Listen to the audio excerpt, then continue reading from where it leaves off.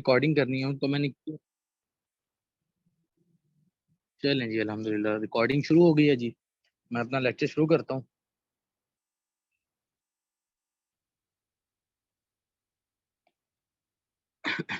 अच्छा जी, इस तरह से है कि एक दफ़ा जब 40 मिनट मुकम्मल हो जाएंगे ना, तो उसके बाद आप लोगों ने फौरी तौर पर ज्वाइन करना है। हम 1-2 मिनट का वेट करने के बाद फिर इंशाल्लाह नेक्स्ट शुरू करेंगे। तो इसलिए जो है ना, जो रिकॉर्डिंग कर रहे हैं वो परेशान ना हो। हम 2-3 मिनट बाद ही शुरू करेंगे, ठीक है। जितनी देर तक पिछले बच्चे ज्वाइन कर रहे होंगे ना, उतनी देर में हम लोग कर लेंगे। और एक बच्चे ने कल ये भी कहा था कि इसका नाम क्या है, पूरा चैप्टर आपने 2 दिन में पढ़ा दिया। तो 2 दिन में पढ़ाया है ना। पहले दिन में 2 यूक्यू थे सिर्फ, रेस्टिंग मेम्ब्रेन पोटेंशियल और एक्शन पोटेंशियल, ठीक है। दूसरे दिन कौन से 2 यूक्यू थे? एक प्रोपगेशन ऑफ एक्शन पोटेंशियल, दूसरा कौन सा था आपका, साल्टेटरी कंडक्शन। तो 2 यूक्यू सिर्फ पढ़े हैं, बाकी तो एमसीक्यूज पॉइंट्स हैं शॉर्ट करके। फिर मैंने उसका पीडीएफ कितना अच्छे सा बना के सेंड कर दिया। इस पीडीएफ के हाईलाइटेड पॉइंट्स को अच्छे से पढ़ लें बस, ठीक है। ग्राफ देख लें, ग्राफ कितना अच्छा समझा दिया। तो काम ज्यादा नहीं है, ठीक है। स्टिल उसके बाद भी, अगर लेक्चर के बाद भी स्टिल कोई पॉइंट रह जाए या याद ना हो, तो आप लोग रुक जाया करें ना फिर थोड़ी देर, ठीक है। मैं तो अब एक जनरल लेक्चर तो एंड करना होता है ना भी, जिस बच्चे ने जाना है वो जाए, लेकिन जो रुकना चाहे, ठीक है, वो रुके। मैं उसको लेक्चर के बाद फिर मजीद याद करवा के भेजूंगा। समझ आ रही है बात?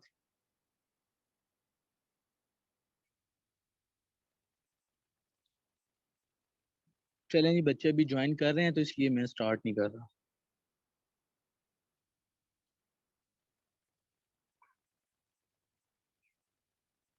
आज जो है ना, पूरा इंशाल्लाह हमने कोशिश करनी है कि पूरा चैप्टर करना है अच्छे से, ठीक है। कोशिश यही होगी कि चैप्टर कंप्लीट हो जाए। चैप्टर में 2-3 ही यूक्यूज हैं, वो तो हम जरूर लेक्चर में कंप्लीट कर लेंगे, ठीक है। लेकिन मैं चाह रहा हूँ कि बाकी भी जो थोड़ी बहुत बाकी भी चीज़ें हैं वो भी अच्छे से हो जाए, ठीक है। इसलिए थोड़ी सी तसल्ली रखनी है। चलें जी, अब मैं शुरू करने लगा हूँ क्योंकि अब बच्चे जो हैं वो मजीद नहीं बढ़ रहे।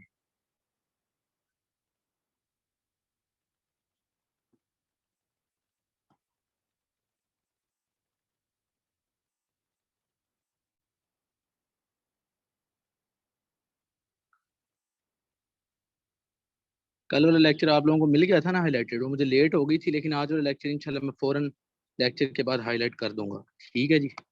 पहला यूक्यू आप लोगों का ये वाली डायग्राम्स है, ये दो, ठीक है, ये जंक्शन वाली। दूसरा यूक्यू आप लोगों का माइस्थीनिया ग्रेविस है, ये देख रहे हैं माइस्थीनिया ग्रेविस। और तीसरा यूक्यू आप लोगों का ये एक्साइटेशन कंट्रैक्शन कपलिंग है। जो 3 यूक्यू हैं जो हमने अच्छे से करने हैं, बाकी जो अंदर जो बाकी बातें हैं वो भी इंशाल्लाह अच्छे से करेंगे, ठीक है।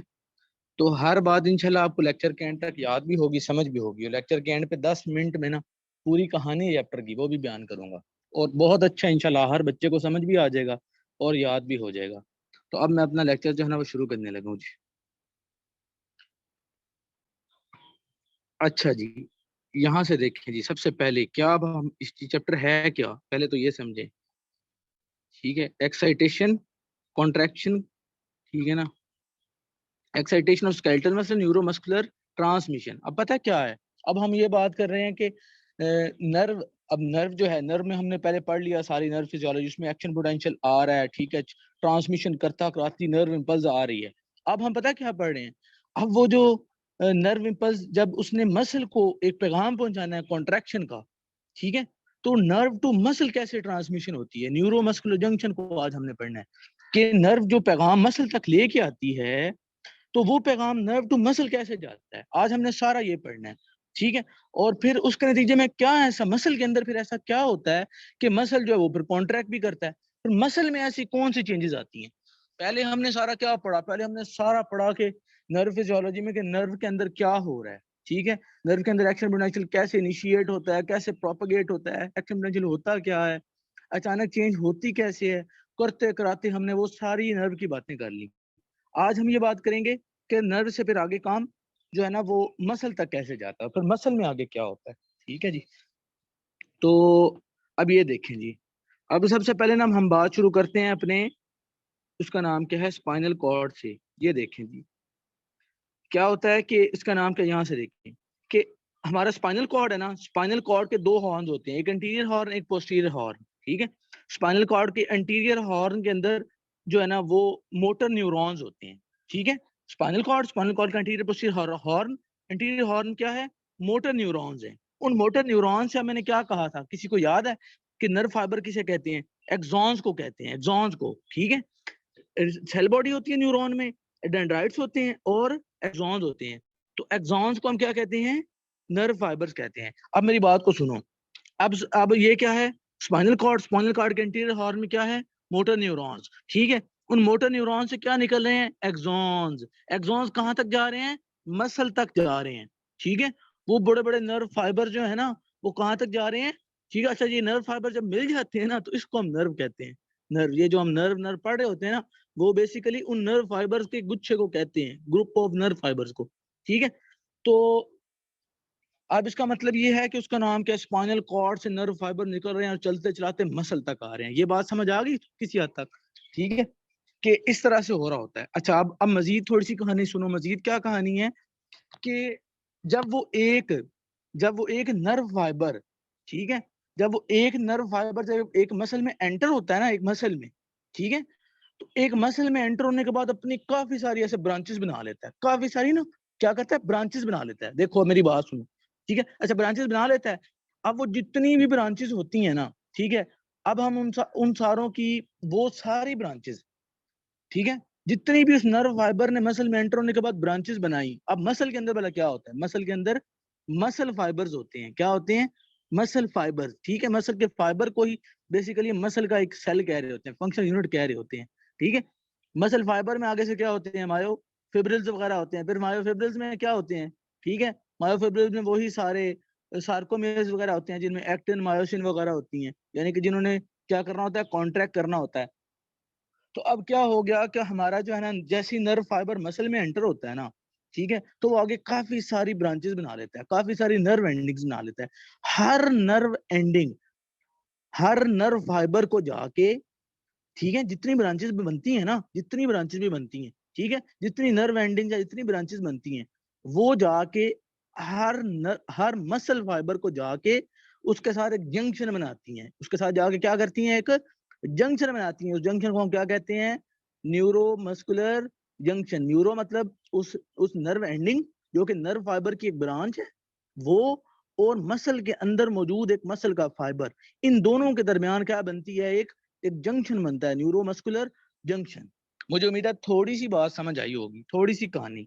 चलो जी, अब ये देखो, ठीक है, अब ये देखो, ये एक एक्सॉन आ रहा है, एक नर्व फाइबर आ रहा है। भला कहाँ से आ रहा है, किसी को पता है?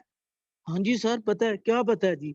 ये ना सर नर्व फाइबर आ रहा है, इसकी जो सेल बॉडी वगैरह है ना वो कहाँ पे है, वो स्पाइनल कॉर्ड के एंटीरियर हॉर्न में है। वहां पर इसका न्यूरॉन सारा पड़ा हुआ है, उसकी सेल बॉडी वगैरह पड़ी हुई है, ठीक है।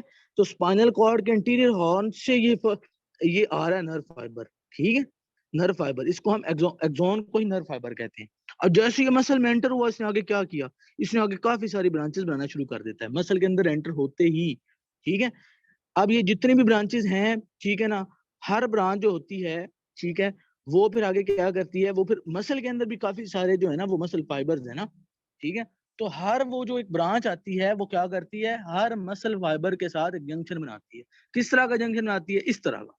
अब ये क्या है भला, ये उस नर्व फाइबर की, समझ लो ये नर्व फाइबर था, उसकी काफी सारी ब्रांचेस हैं, ये उसकी एक ब्रांच है, उसकी एक ब्रांच है उस नर्व फाइबर की।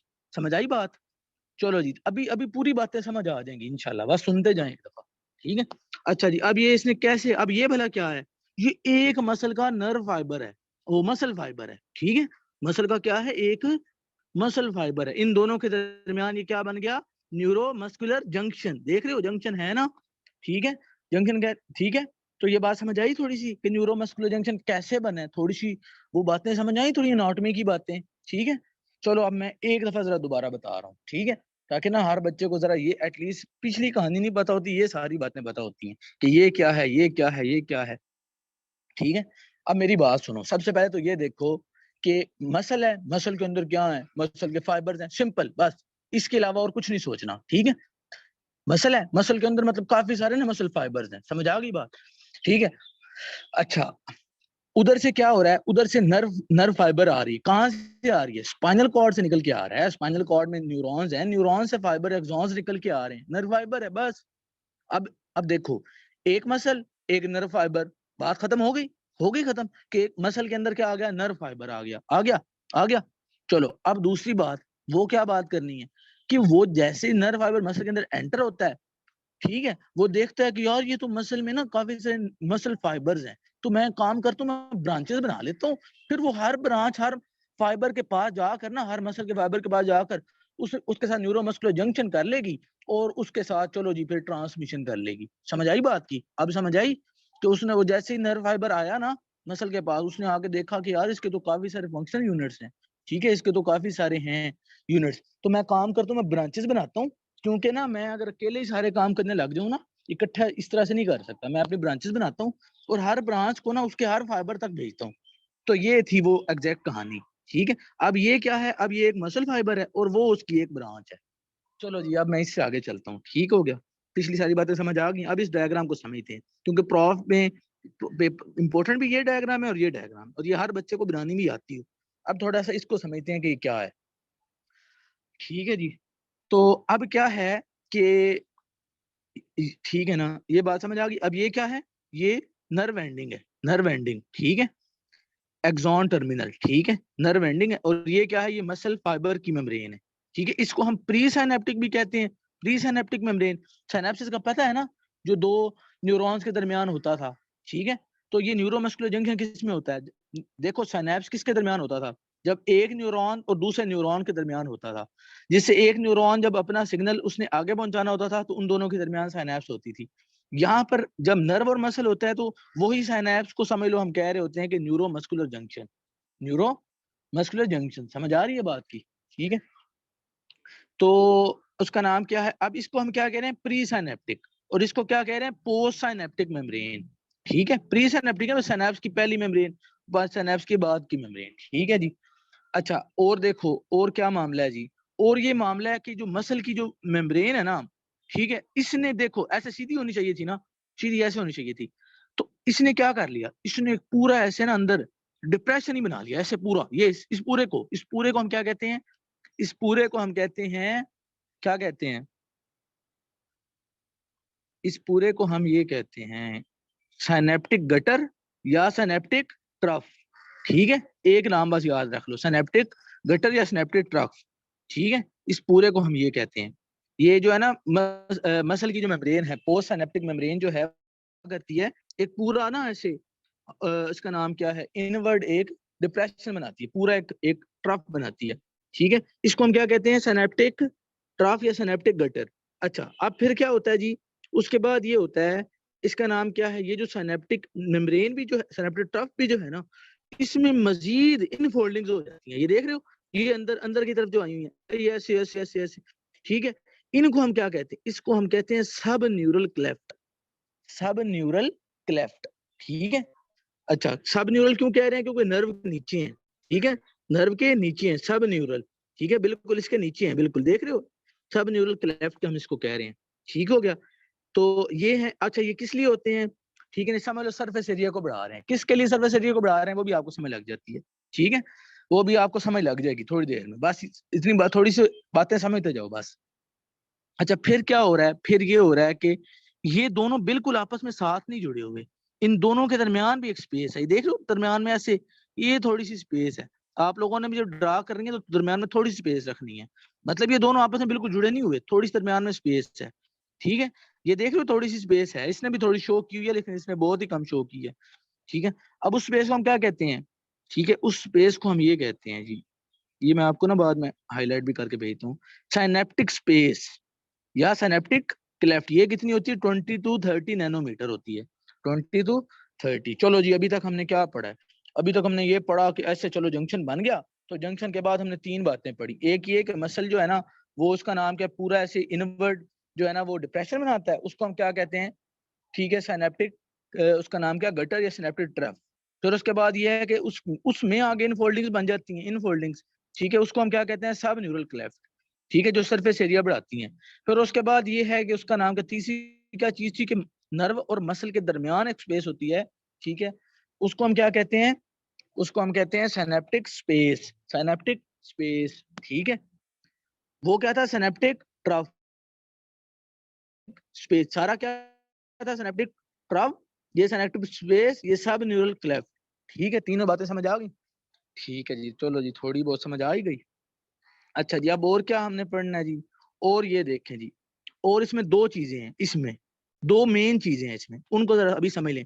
एक तो काफी सारे माइटोकॉन्ड्रिया हैं, इसका मतलब ये है माइटोकॉन्ड्रिया काफी सारे एटीपी बनाएंगे। पता है ना माइटोकॉन्ड्रिया क्या कर रहा होता है, क्रेब्स साइकिल और इलेक्ट्रॉन ट्रांसपोर्ट चेन के जरिए से एटीपी बना रहा होता है, ठीक है। इस एक्सॉन टर्मिनल में या फिर नर्व एंडिंग में, नर्व एंडिंग या फिर एक्सॉन टर्मिनल, ठीक है। समझ आ रही बात। तो इसमें क्या काफी सारे माइटोकॉन्ड्रिया नजर आ रहे हैं ना। अच्छा, और इसमें क्या चीज है, ये देखो सिनेप्टिक वेजिकल्स, वेजिकल्स हैं, काफी सारे वेजिकल्स हैं, ये देख रहे हो, ये देखो कितने सारे वेजिकल नजर आ रहे हैं। इन वेजिकल्स में क्या है, इन वेजिकल्स में एक न्यूरोट्रांसमीटर है, क्या नाम है उसका, एसिटाइल कोलिन, एसिटाइल कोलिन एक न्यूरोट्रांसमीटर है इन वेजिकल्स में, ठीक है। काफी सारे वेजिकल्स बने हैं, इनमें ना काफी सारे न्यूरोट्रांसमीटर्स एसिटाइल कोलिन के जो है ना वो इसमें हैं, ठीक है, इन वेजिकल्स के अंदर। चलो जी, इतनी और बात पता चल गई हमें, ठीक है, ठीक है जी। अब यहाँ पे आ जाए, थोड़ा सा इस डायग्राम की तरफ आ जाए, थोड़ी सी वो समझ आ गई ना कि अब ये देखो, अब ये वही है जो ऊपर पीली है ना, ये नर्व एंडिंग एक्सॉन टर्मिनल, ये वही है। और ये नीचे से ये जो है ना, ये जो एक एक क्लेफ्ट था, उस क्लेफ्ट को बड़ा करके दिखाया है। ये जो एक क्लेफ्ट था ना, ये वाला, ठीक है, सब न्यूरल क्लेफ्ट, ये देखो सब न्यूरल क्लेफ्ट ही है, ये दो बनाए हैं उसने बड़े करके, ठीक है, ताकि वो चीजों को ना थोड़ा क्लोज करके दिखा सके। अब ये इसको अच्छे से समझना है आप लोगों ने, ठीक है। अब मैंने क्या कहा था कि ये सारे क्या हैं, सिनेप्टिक वेजिकल्स, ये देखो सिनेप्टिक वेजिकल्स हैं, ठीक है। और इनके अंदर क्या चीज है, इनके अंदर क्या है, एसिटाइल कोलिन है, एसिटाइल कोलिन। अच्छा, ये क्या है, सब न्यूरल क्लेफ्ट है। और इस मेम्ब्रेन को क्या कहेंगे, पोस्ट सिनेप्टिक मेम्ब्रेन, इसको क्या कहेंगे, प्री सिनेप्टिक मेम्ब्रेन। इतनी बात समझ लग गई। चलें जी, अब थोड़ी सी और बात समझते हैं। अब ये जो नीचे होता है ना सब न्यूरल क्लेफ्ट, इसमें दो किस्म के चैनल्स हैं, एक एसिटाइल कोलिन रिसेप्टर्स, ठीक है, एसिटाइल कोलिन रिसेप्टर्स, और दूसरे कौन से हैं, वोल्टेज गेटेड सोडियम चैनल। ये दो हैं, किसमें, इसमें, ये जो है ये सब न्यूरल क्लेफ्ट इसके अंदर है, एसिटाइल कोलिन रिसेप्टर्स, और दूसरे कौन से हैं, सोडियम गेटेड चैनल्स। ये दो बातें पता चल गई, ठीक है। अच्छा, अब और देखें, थोड़ी सी बात बस सुनते जाएं, अभी इंशाल्लाह पूरी कहानी की सूरत में आपको हर बात समझ भी आ जाएगी और इंशाल्लाह याद भी हो जाएगी। चलें जी, अब थोड़ा सा और देखें जी, ठीक है। ये जो है ये डेंस बार के साथ ही ना, डेंस बार के साथ ही, ठीक है, इस मेम्ब्रेन में, प्री सिनेप्टिक मेम्ब्रेन में, ठीक है, डेंस बार के दोनों साइडों पर क्या होते हैं, कैल्शियम चैनल्स। क्या होते हैं जी, कैल्शियम के चैनल्स, ठीक है। इन ये भी वोल्टेज गेटेड होते हैं, वोल्टेज गेटेड कैल्शियम चैनल्स होते हैं, किधर, प्री सिनेप्टिक मेम्ब्रेन में, प्री सिनेप्टिक देख लो, न्यूरल मेम्ब्रेन, ठीक है। अच्छा जी, ये भी आपको बात पता चल गई, ठीक है। अच्छा जी, और क्या चीज है जी। अच्छा, चलें, अब जरा इधर आ जाए थोड़ा सारा। अब यहाँ से ये देखें, आप लोगों को क्या पता चल गया, सिनेप्टिक ट्रफ का पता लग गया, क्लेफ्ट का पता लग गया, सब न्यूरल क्लेफ्ट का पता लग गया, एटीपी प्रोडक्शन है क्योंकि काफी सारे माइटोकॉन्ड्रिया हैं वो पता चल गया, एसिटाइल कोलिन का पता चल गया, ठीक है। उन वेजिकल्स का पता चल गया, सिनेप्टिक वेजिकल्स का, ठीक है। और वोल्टेज गेटेड कैल्शियम चैनल्स का पता चल गया, ठीक है जी। तो आप लोगों को काफी सारी बातें पता चल गई। चलें जी, अब मैं अपनी थोड़ी सी कहानी की तरफ आ रहा हूँ, क्या अब हो क्या रहा है। अब थोड़ी सी हर बच्चा जो है ना वो थोड़ी सी कहानी मजीद सुन ले, ठीक है। चलें जी, अब जरा सुने, अब होता क्या है, अब ये थोड़ा समझे जरा बात को, कि अब ये तो अभी तक मैंने सारा बताया ना कि क्या चीज है, क्या चीज है, क्या चीज नहीं है। अब थोड़ी सी और नेक्स्ट लेवल की बात करने लगूँ अब मैं, मुझे उम्मीद है आप लोगों को ये बातें समझ भी आ गई होंगी और याद भी होगी होंगी, ठीक है। कि चैनल है, इसमें दो किस्म के रिसेप्टर्स हैं। अब मैं नेक्स्ट लेवल जा रहा हूँ कि हो क्या रहा है। अब ये देखो, ऊपर से आएगी, एक्शन पोटेंशियल आ रहा है ना, अब हर बच्चे को पता है कि नर्व में एक्शन पोटेंशियल कैसे आता है, कैसे पैदा होता है, कैसे प्रोपेगेट होता है, सारा नर्व में समझ लो एक्शन पोटेंशियल होता हुआ था, यहाँ तक आ गया, आ गया, आ गया। अब सबसे पहली बात, एक्शन पोटेंशियल आ गया।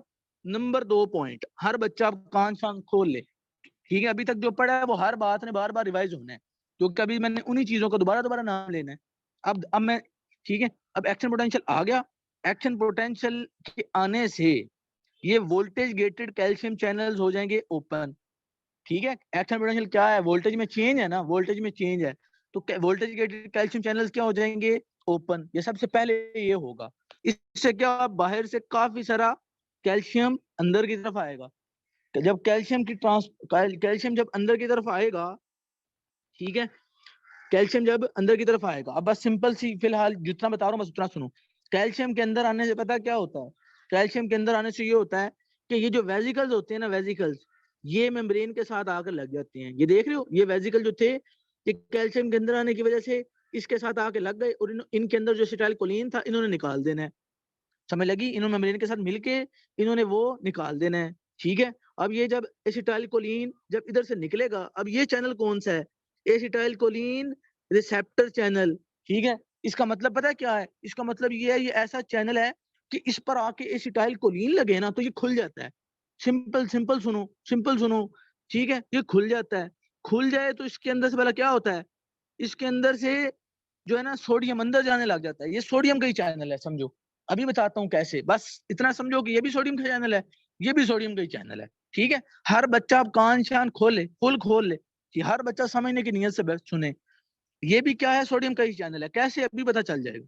बस अभी जो बता रहा हूँ सुनो, कि जैसे इस पर आके एसिटाइलकोलिन का चैनल है ना, तो एसिटाइलकोलिन का मतलब ये एसिटाइलकोलिन गेटेड चैनल है। मतलब एसिटाइलकोलिन जैसे ही आके चैनल पे लगता है तो ये अपने दरवाजे खोल देता है, ठीक है। तो ये जब जैसे ही ओपन होगा, सोडियम क्या जाएगा, अंदर जाएगा। अब कोई बच्चा है समझदार सा जिसने कल के लेक्चर सुना हो, क्या कहा था, एनी एनी स्टिमुलस जो क्या करता है, अंदर बस थोड़ी सी पॉजिटिविटी कर दे, बस कोई 15-20 ये वोल्ट की बस पॉजिटिविटी कर दे, बस थोड़ा सा थ्रेशोल्ड काज कर दे, थोड़ा सा थ्रेशोल्ड काज कर दे बस, ठीक है। तो बाकी काम क्या हो जाएगा, बाकी ये हो जाएगा, एक पॉजिटिव फीडबैक चलने लग जाएगा। क्यों, थोड़ी सी पॉजिटिविटी आएगी, उससे क्या होगा, सोडियम चैनल्स ओपन होंगे। सोडियम चैनल्स ओपन होंगे, कौन से sodium channel, voltage gated sodium channel. यही पढ़ा था ना हमने, वोल्टेज गेटेड सोडियम चैनल। क्या करते थे voltage gated sodium channel, depolarization. क्या करते थे, डीपोलराइजेशन। उसमें क्या होता था, सोडियम अंदर आता था। अब जैसे सोडियम अंदर आता था, अंदर और पॉजिटिविटी होती थी, अंदर और पॉजिटिविटी होती थी, और क्या होता था, ठीक है, और ज्यादा सोडियम चैनल्स खुलते थे। पूरा पॉजिटिव फीडबैक का मैकेनिज्म चलता था। ये बातें मैं अब जो कर रहा हूँ ये पिछले चैप्टर की बातें हैं, ठीक है। कि और सोडियम अंदर आता है, और सोडियम चैनल्स खुलते हैं, और सोडियम, उससे फिर और अंदर से पोटेंशियल पॉजिटिव होता है, तो अब वो होगा। और हमने क्या पढ़ा था कि एक स्टिमुलस है, एक कोई स्टिमुलस है, ठीक है, सिनेप्स के दरमियान, ठीक है ना। हमने और क्या पढ़ा था, केमिकल स्टिमुलस एक पढ़ा था, कोई सिनेप्सिस के दरमियान क्या पढ़ा था, 3 किस्म के स्टिमुलस पढ़े थे, उसमें से एक केमिकल वाला भी था। ये केमिकल स्टिमुलस ही है। ये देखो एसिटाइलकोलिन क्या कर रहा है, आगे एसिटाइलकोलिन गेटेड चैनल्स पे लग रहा है और सोडियम हमारा अंदर जा रहा है। तो क्या ये स्टिमुलस है? स्टिमुलस की बात हर बच्चे को समझ आई कि स्टिमुलस कैसे है। इसके थोड़ा सा पॉजिटिव अंदर जाने से ना, अंदर एक पॉजिटिव पोटेंशियल बनेगा, अंदर एक पॉजिटिव पोटेंशियल बनेगा। उस अंदर पोटेंशियल पॉजिटिव होने को हम कहते हैं end plate potential. End plate potential. वैसे तो हम लोगों ने कहा था ना कि बस 15-20 जो है ना वो पॉजिटिविटी की तरफ ले जाए, कोई थोड़ा सा बस अंदर पॉजिटिव कर दे तो हमारे चैनल खुलने लग जाए। फिर चैनल जो है ना वो खुद ही बाकी आगे ऑटोमेटिक ही कर लेंगे, सारा रीजनरेटिव ऑटोमेटिकली खुलते ही जाएंगे। क्योंकि इसने जब थोड़ा सा अंदर पॉजिटिव करना है, थोड़े से सोडियम के चैनल से खुलना है, फिर आगे क्या होना है, आगे और पॉजिटिविटी होनी है, और सोडियम चैनल से खुलना है, तो बाकी काम यानी कि ऑटोमेटिक हो जाना। सिर्फ आप थ्रेशोल्ड दे दो, सिर्फ आप थ्रेशोल्ड दे दो। यहाँ पे भला क्या होता है, ये बजाय 15-20 के ये अच्छा खासा 50 से 60 मिली वोल्ट तक उसको पॉजिटिव कर देता है। मतलब हमने तो कहा था ना थ्रेशोल्ड, हल्का सा थ्रेशोल्ड ही दे दो, -65 ही कर दो, ठीक है। बस 15-20 मिली वोल्ट पॉजिटिव की तरफ ले जाओ, जो अंदर आमतौर पे क्या होता है -90 होता है। तो ये जो है ना ये उससे 2-3 गुना ज्यादा पॉजिटिव कर देता है। तो आप मुझे बताओ, उससे तो आराम से सारे हमारे वोल्टेज गेटेड चैनल नहीं ओपन हो जाने, और फिर कैल्शियम का सोडियम अंदर आई जाना है, और हमारा क्या हो जाना है, एक्शन पोटेंशियल जनरेट हो जाना है, ठीक है। कहानी थोड़ी सी समझ आई, थोड़ी और समझ आई कि हर बच्चे को, अगर किसी बच्चे को पिछला चैप्टर नहीं भी ना आता, या किसी ने वो नहीं भी वीडियो ली थी, तो मेरी सिर्फ इतनी बात सुन ले जितनी मैं बताने लगा हूँ स्पेशल उस बच्चे के लिए। वो मैं ये बता रहा हूँ कि देखो एक्शन पोटेंशियल पता है कैसे होता है। एक्शन पोटेंशियल में ये होता है कि मेम्ब्रेन पहले होती है नेगेटिव। अब उस बच्चे को मैं बता रहा हूँ जिसने पिछले चैप्टर नहीं सुना, मेम्ब्रेन पहले होती है अंदर से नेगेटिव, ठीक है। जब नेगेटिव होती है ना, तो कोई भी स्टिमुलस जो मेम्ब्रेन को थोड़ा सा पॉजिटिव कर देना, थोड़ा सा कोई भी स्टिमुलस किसी भी वजह से, जैसा कि यहाँ पे क्या है, एसिटाइल कोलिन है, उसने आगे क्या किया, एसिटाइल कोलिन गेटेड चैनल को खोला, जिससे सोडियम थोड़ी सी अंदर गई और थोड़ा सा पॉजिटिव हो गया। अब जैसे ही वो इतने पॉजिटिव कर देना कि 15-20 मिली वोल्ट तक बस पॉजिटिव कर दे, ठीक है, मतलब पहले -90 थी ना, तो बस 65 तक उसको कर दे, माइनस तक, -90 थी ना, अब देखो ठीक है, -65 तक कर देना, तो उसके बाद पता क्या होता है, उसके बाद हमारे सोडियम गेटेड चैनल खुल जाते हैं, ठीक है, वो खुल जाते हैं, फिर क्या होता है, उनके खुलने से और सोडियम अंदर आता है। अब सोडियम क्या है, प्लस वाला चार्ज है ना, वो और अंदर आएगा तो और पॉजिटिव होगा, जितना वो और पॉजिटिव होगा उतने और सोडियम चैनल खुलेंगे, उतने और सोडियम चैनल खुलेंगे, और इससे पूरी डीपोलराइजेशन हो जाएगी, उसी को हम एक्शन पोटेंशियल कहते हैं। तो ये मैं उस बच्चे को बताने के लिए कर रहा हूँ, ठीक है। तो मुझे उम्मीद है कि एक दफा मैंने जो बातें समझानी थी समझा ली। अब मैं जरा इन बातों को अगेन थोड़ा करने लगा हूँ, ठीक है, कि एक थोड़ा नेक्स्ट लेवल की समझ आए, ठीक है जी। अब मुझे बताओ हर बच्चा, ठीक है, कि क्या हुआ क्या है। अब मैं अगेन एक दफा ना रिवीजन कराने लगा हूँ। हुआ अब ये है कि सर जी एक्शन पोटेंशियल आया, एक्शन पोटेंशियल के आने से कैल्शियम जो है ना, वो वोल्टेज गेटेड चैनल जो थे वो हो गए, ठीक है, ओपन। उनके ओपन होने से क्या हो गया जी, उनके ओपन होने से कैल्शियम अंदर गया। अच्छा, कैल्शियम के अंदर जाने से क्या हुआ कि ये जो सिनेप्टिक वेसिकल्स है ना, जिनमें क्या था, एसिटाइलकोलिन था, न्यूरोट्रांसमीटर था, ठीक है, ये जनाब ये आके इसके साथ मेम्ब्रेन के साथ हो गए अटैच, और एक्सोसाइटोसिस के जरिए इन्होंने एसिटाइलकोलिन बाहर निकाल दिया। अब नीचे जो है ना, नीचे मसल की मेम्ब्रेन के सब न्यूरल क्लेफ्ट के अंदर ये एसिटाइलकोलिन गेटेड चैनल्स हैं, ठीक है, जिन जो जो एसिटाइलकोलिन का इंतजार कर रहे हैं अपने खुलने के लिए। जैसे एसिटाइलकोलिन आगे इनके साथ लगता है, ये उसी टाइम ओपन हो जाते हैं, और ओपन होते ही इनके अंदर सोडियम जाने लग जाता है। सोडियम जब अंदर जाता है, पॉजिटिविटी होती है, उससे हमारा वोल्टेज गेटेड चैनल्स खुलते जाते हैं और हमारा एक्शन पोटेंशियल जनरेट होता जाता है। मुझे उम्मीद है आप जितनी बातें फिलहाल समझानी थी वो अगेन रिवाइज भी होगी और आप लोगों को याद भी होगी, ठीक है जी। अब ये देखो, ये क्या है, जहां से वो इन इन वेसिकल्स ने जहां से रिलीज होना है, उस साइड को क्या कह रहे हैं, रिलीज साइट। अब देखो रिलीज साइट ऑलमोस्ट तकरीबन इसी इसके सबन्यूरल क्लेफ्ट के नीचे नहीं है, क्या ख्याल है, ये देखो सब यहाँ से ये रिलीज हो रहा है, नीचे ये मुंह खोल के बैठा हुआ है, ठीक है, सबन्यूरल क्लेफ्ट के माउथ पे कौन है, एसिटाइलकोलिन गेटेड चैनल्स हैं, ठीक है, यानी कि एसिटाइलकोलिन को यानी कि एक्सेप्ट करने के लिए बिल्कुल उसके नीचे रिलीज साइट के नीचे बैठे हुए हैं, ठीक है, ताकि यहाँ से निकले और इन्हीं के पास आ जाए, ठीक है। ये बात भी समझ आ गई थोड़ी सी, चलो जी ठीक है। अब ठीक है जी, तो अब मैं आपको एक दो और बातें बताता हूँ। वो क्या बातें हैं, अब सुनो। ये जो थोड़ा सा पॉजिटिव हुआ था ना, थोड़ा सा जो एसिटाइलकोलिन रिसेप्टर्स की वजह से जो थोड़ा सा पॉजिटिव चार्ज हुआ था अंदर, इस पोटेंशियल को हम क्या कहते हैं, देखो पहले था वो -90 समझ लो, ठीक है। अब इसके आने की वजह से जो सोडियम अंदर गया और अंदर थोड़ा सा पॉजिटिव हुआ, उसको हम कहते हैं एंड प्लेट पोटेंशियल। क्या कहते हैं, एंड प्लेट पोटेंशियल, ठीक है। इस सारे को ना हम, ठीक है ना, मोटर एंड प्लेट भी कहते हैं। क्या कहते हैं, मोटर एंड प्लेट, ठीक है। तो वो जो पोटेंशियल आता है ना, उसको हम क्या कहते हैं, उसको हम कहते हैं एंड प्लेट पोटेंशियल, ठीक है। समझ आ गई बात कि सिर्फ ये जो जो sodium acetylcholine receptors acetylcholine gated channels के जरिए से अंदर जा रहा होता है, वो जितनी पॉजिटिविटी अंदर काज करता है, ठीक है, उस पोटेंशियल को हम क्या कहते हैं, एंड प्लेट पोटेंशियल। ये ही एमसीक्यूज आता है, अभी मैं गाइडेंस से भी करवाता हूँ, फिक्र ना करो, एक दफा सुनते ही जाओ, ठीक है। और इधर से फिर क्या होता है, उससे फिर करते कराते हमारा वोल्टेज गेटेड चैनल्स खुलते हैं, ठीक है, और फिर करते कराते क्या होता है, हमारा एक्शन पोटेंशियल जनरेट हो जाता है। चलो जी, अब मैं ना एक और लेवल की बात करने लगा हूं, ठीक है। वो क्या है जी, ठीक है, वो ये है कि ये जो गेटेड चैनल है, ये क्या चीज है, ये जो एसिटाइलकोलिन गेटेड चैनल की थोड़ी और बात करते हैं। ये जो है ना, ये देखो एसिटाइलकोलिन गेटेड आयन चैनल, ठीक है, ये क्या चीज है, ये इसका नाम क्या है, ये एक प्रोटीन का कॉम्प्लेक्स है। इसके 5 सब यूनिट्स होते हैं, कौन कौन से, ठीक है, जो बच्चे के अंदर होते हैं 2 अल्फा, बीटा, डेल्टा और गैमा, जबकि अडल्ट के अंदर गैमा नहीं होता, एप्सिलॉन होता है, ठीक है। ये 5 सब यूनिट्स हैं, बस समझ लग गई इतनी बात। अच्छा, अब ये पांचों सब यूनिट्स जो होते हैं ना, ये उसका नाम के इन्होंने एक पूरा ऐसे आपस में साइड बाय साइड जुड़ के इन्होंने एक सर्कल की फॉर्म में ट्यूबुलर चैनल बनाया होता है, मतलब ऐसे पांचों समझ लो ऐसे जुड़े हुए हैं ना, ऐसे साइड बाय साइड लग के एक ट्यूबुलर चैनल बनाया हुआ है, ट्यूब टाइप चैनल बनाया हुआ इन्होंने, ठीक है। ये बात पता चल गई, ठीक है। और उसका नाम क्या है, ये क्या है, ये penetrate all the way through the membrane. ये देखो, ये है ये चैनल, ये ऑल द वे नहीं गुजरा हुआ मेम्ब्रेन से, ऑल द वे, ठीक है।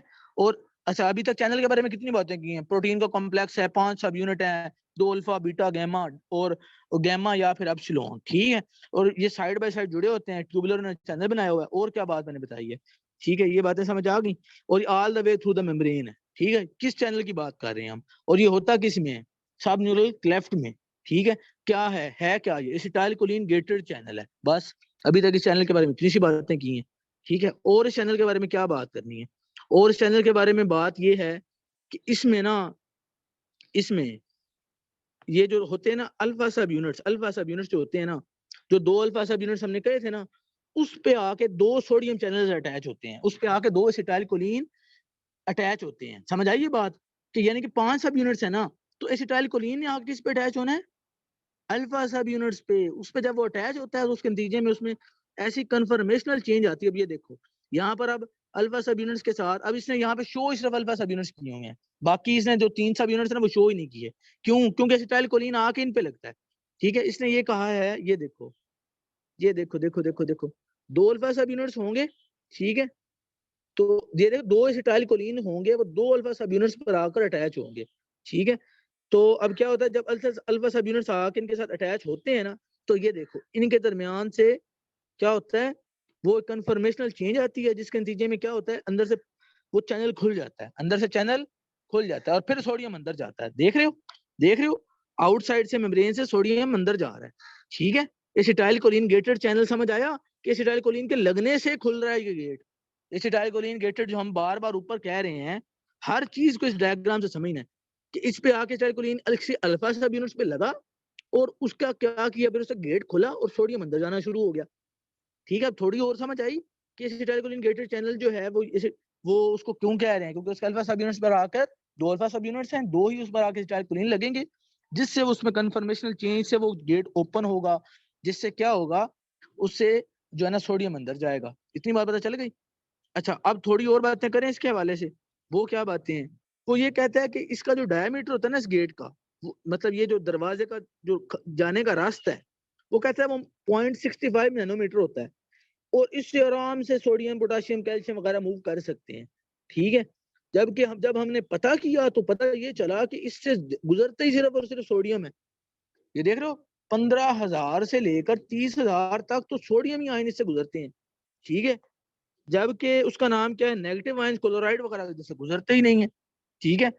तो हम हैरान हुए कि इसका पोर तो इतना बड़ा है, 0.65 नैनोमीटर, तो फिर नेगेटिव इससे क्यों नहीं गुजरते, और उसका नाम क्या, कोई और आयन इससे क्यों नहीं गुजरता, ये ज्यादा सोडियम ही क्यों गुजरी जाता है, जो 15,000 से 30,000 sodium ion in millisecond गुजरते हैं।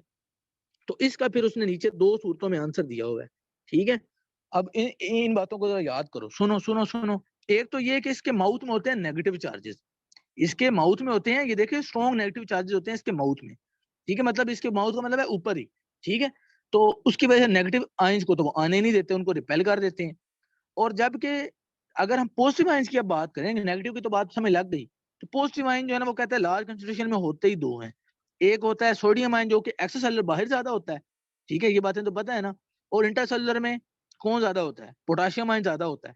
तो मतलब क्या उसने कहा कि नेगेटिव को तो वो वैसे ही रिपेल कर देता है ना, तो उसकी तो बात ही खत्म कर दो। तो दूसरी दूसरी बात ये है कि जो 2 आयन आपके पॉजिटिव होते हैं वो ज्यादा होते हैं, एक तो सोडियम होता है, पोटाशियम होता है। अब क्या है कि ये जो नेगेटिव आयंस हैं, ठीक है, क्योंकि मेम्ब्रेन अंदर से क्या होती है, मेम्ब्रेन अंदर से क्या होती है, इतनी बात मुझे बताओ। मेम्ब्रेन अंदर से होती है नेगेटिव, अभी तो बताया मैंने, -90 होती है, ठीक है। अब वो कहता है कि नेगेटिव जो मेम्ब्रेन है ना, और ठीक है, वो बाहर से सोडियम को तो अट्रैक्ट करेगी, ठीक है, बाहर से क्या करेगी, सोडियम को तो अट्रैक्ट करेगी, ठीक है। लेकिन ये है कि वो पोटाशियम को बाहर नहीं जाने देगी, बाहर बाहर पोटाशियम को नहीं जाने देगी। ये देखें, वो कहता है अंदर से मेम्ब्रेन जो है वो -80 -90 नेगेटिव है ना, तो वो सोडियम आयंस को तो पुल करती है, जबकि वो पोटाशियम आयंस को बाहर नहीं जाने देती। समझ आ गई बात? इस वजह से बेसिकली इस चैनल से बेसिकली सोडियम ही मूव कर रहा होता है। अब बात समझ आई? तो मैंने कहा था कि इसका नाम क्या है, ये एसिटाइलकोलिन ग्रेटेड चैनल जो है, ये बेसिकली क्या है, सोडियम का ही चैनल है। अब समझ आई?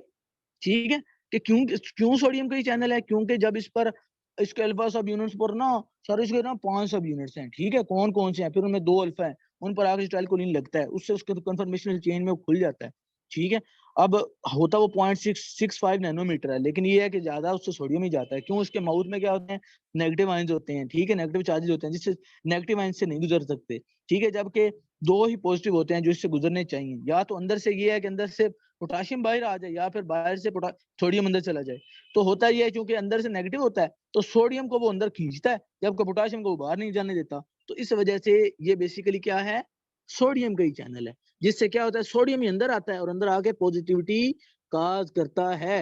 मुझे उम्मीद है अब आप लोगों को ना थोड़ी और अच्छी समझ आ गई होगी। अब ये देखो, वो जो एंड प्लेट पोटेंशियल वाली बात बताई थी ना, कि जब एसिटाइलकोलिन गैटिक चैनल से जब वो सोडियम आयंस अंदर आते हैं ना, तो वो अंदर पॉजिटिव चार्ज लेके आते हैं, ठीक है। तो उससे क्या है? एक लोकल पोटेंशियल क्रिएट होता है, जिसको जिसको हम क्या कहते हैं? End plate potential. याद आ रही है बातें?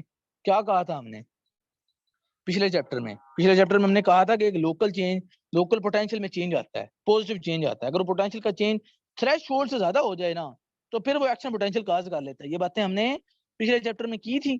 तो यही वो यहाँ पे कह रहा है कि एंड प्लेट पोटेंशियल जो है ना, जब वो थ्रेशोल्ड से ज्यादा काज कर देता है ना, तो उसका नाम क्या? हमारा क्या है? एक्शन पोटेंशियल जनरेट हो जाता है, ठीक है। समझ आई बात? ये देखो ना, ठीक है। एंड प्लेट पोटेंशियल किसे कह रहे हैं? कि जो एसिटाइलकोलिन गेटेड चैनल से सोडियम अंदर आते हैं, वो अंदर पॉजिटिविटी लेके आते हैं, ठीक है। अंदर एक लोकल पॉजिटिव पोटेंशियल कर देते हैं, ठीक है। लोकल पॉजिटिव पोटेंशियल कर देते हैं, उसको हम क्या कहते हैं? End plate potential. अब उसकी वजह से क्या होता है? जब वो थ्रेशोल्ड से ज्यादा होता है, तो उसकी वजह से voltage gated calcium sodium channels open हो जाते हैं, ठीक है। और ये फिर पॉजिटिव फीडबैक के थ्रू अपना विशियस साइकिल चलाकर क्या कर लेते हैं? एक्शन पोटेंशियल काज कर लेते हैं, ठीक है। ठीक है जी। तो ये बातें हो गई जनाब। अब यहाँ पे भी वही बातें अगेन लिखी हुई है उसने, ठीक है। वो क्या कहता है? एसिटाइलकोलिन गेटेड चैनल से क्या होता है? उसका नाम क्या है? हमारा सोडियम वगैरह अंदर आता है, और वो कितना पॉजिटिव कर देता है? 50 to 75। जो कि हमने ये कहा था कि 15-20 भी अगर वो कर देना अंदर पॉजिटिविटी, तो वो बहुत होता है, ठीक है। तो ये क्या है? हमारा एंड प्लेट पोटेंशियल है, जो कि नॉर्मली अगर वो कहता है कि अगर 20 to 30 भी कर देना तो सफिशिएंट होता है। जबकि एंड प्लेट पोटेंशियल के केस में क्या होता है? वो 50 to 75 मिली वोल्ट तक पॉजिटिव कर देता है अंदर से। मतलब ये कि अगर 90